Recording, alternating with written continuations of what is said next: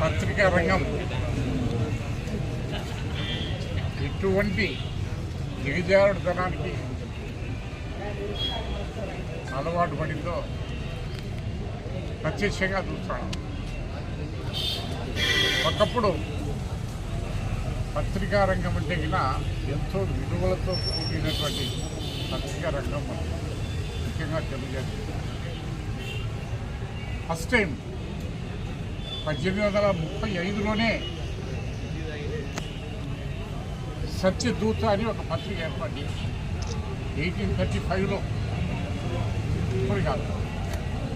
సత్యదూత అంటే అర్థమే సత్య అంటే నిజమైనటువంటి వార్తలు, దూత అంటే అందరికీ చేర్చడం దాని ఉద్దేశం. అది అటువంటి విలువలతో కూడినటువంటి పత్రికా రంగాన్ని ఇటువంటి మేధావులు నడిపారంటే మరి కాశీనాథ్ నాగేశ్వరరావు, మరి ఇదే రకంగా చూసుకుంటే నాన్న వెంకటేశ్వరరావు గారు,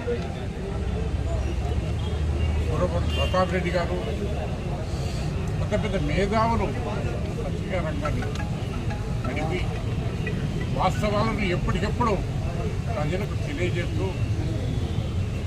మరి వారిని చైతన్యవంతులు చేసేటువంటి కార్యక్రమం చేశారు. మన స్వాతంత్ర పోరాటంలో కూడా ముఖ్యంగా పత్రికా రంగం ఎంతో కృషి చేసి వాస్తవాలను ప్రజలకు చెప్పి ప్రజలను అన్ని రకాల చైతన్యవంతులు చేసి సాధించుకున్నది ఈ యొక్క మన ప్రజ. అటువంటి పత్రికా రంగాన్ని ఈరోజు ఒక చీడ పురుగు రాధాకృష్ణ, అటువంటి రాధాకృష్ణ ఇటువంటి సొల్లు కూడా చెప్తూ ఇదంతా అతను చేసింది కాదు, టోటల్గా ఇది డైవర్షన్ పాలిటిక్స్ జరుగుతూ ఉంది. ఎప్పుడైతే మన పార్లమెంట్లో అమరావతి బిల్లు పెట్టి దాన్ని ఆమోదింపజేశారో వెంటనే జగన్మోహన్ రెడ్డి గారు